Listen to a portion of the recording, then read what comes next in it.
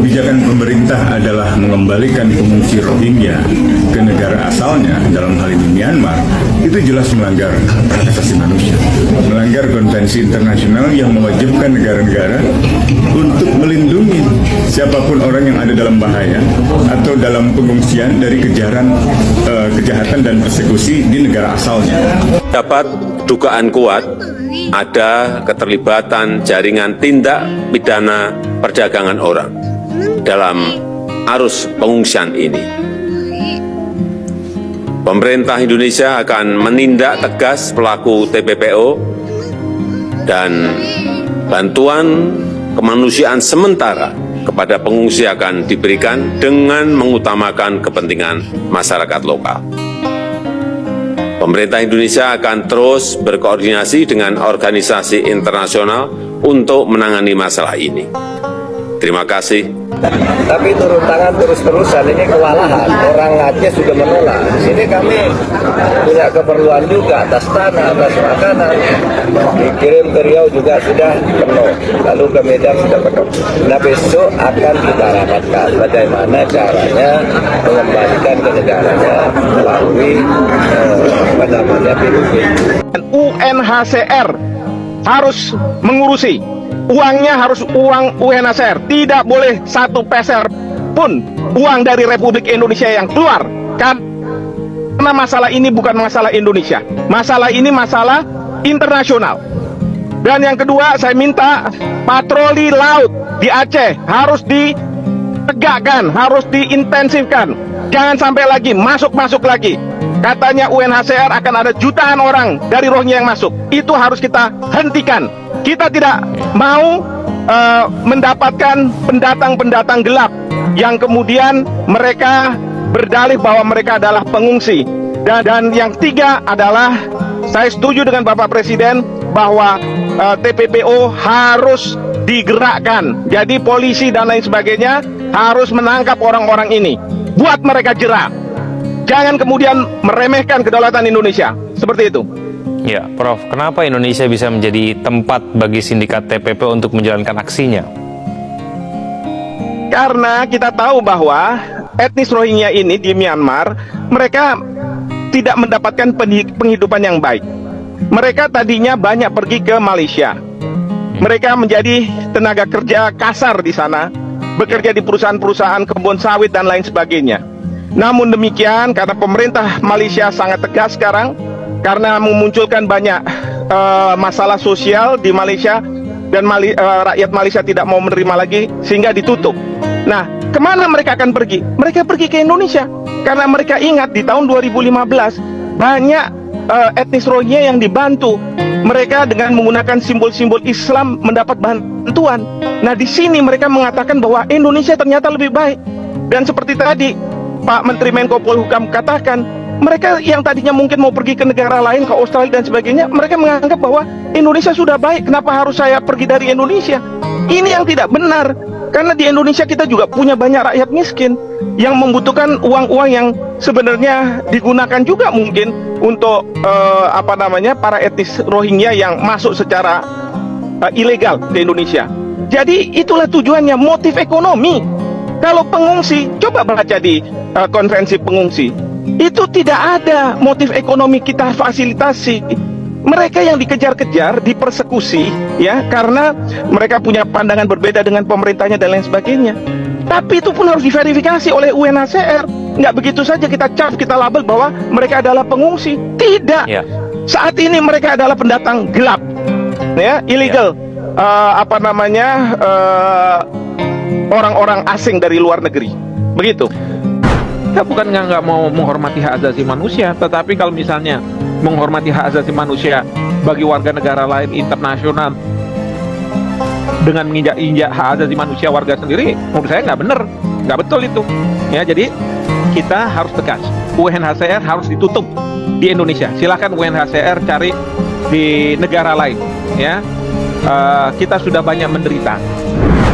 Membantu sesama manusia yang tengah dalam kesulitan tentu sah-sah saja dilakukan. Tapi yang harus diingat adalah negara ini masih punya segudang masalah, termasuk membuat warganya hidup sejahtera. Ada apa dengan UNHCR? hanya berbekal ID card bisa masuk ke Indonesia.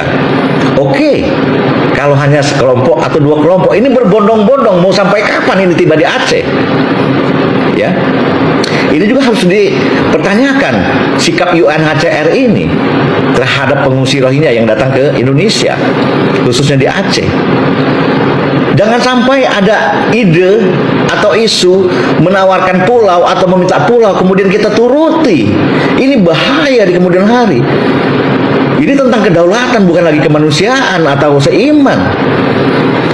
Nah, kemudian tentang UNHCR memasukkan pengungsi Rohingya ke Indonesia, ini apa dasar hukumnya kalau kita bicara hukum? Ya, rakyat Indonesia saja yang ingin menempati wilayahnya susah karena berbenturan dengan hukum. Kok ini enaknya saja memasukkan Rohingya ke Indonesia tanpa mempunyai dasar hukum yang jelas? Bicara kemanusiaan oke, ya. Tetapi bicara tentang aturan hukum yang ada di negara kita yang bersinggungan langsung dengan warga rakyat Indonesianya, ini harus tegas menurut saya. Tim investigasi berhasil. Kenapa kok pengungsi Rohingya, mohon maaf, kita tidak menyindir ini saudara seiman, tidak, tapi ini adalah masalah mentalitas dan karakteristik. Gen mereka bukan gen Nusantara yang kakinya diinjak orang Jawa, kakinya diinjak masih minta maaf.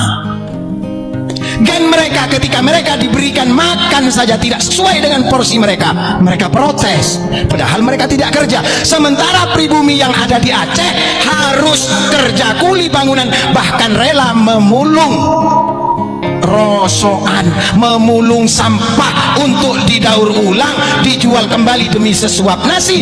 Pengungsi Rohingya yang katanya kalau ditolak negara ini dipimpin oleh komunis, komando-komando yang mengaku dirinya Imam Jumbo.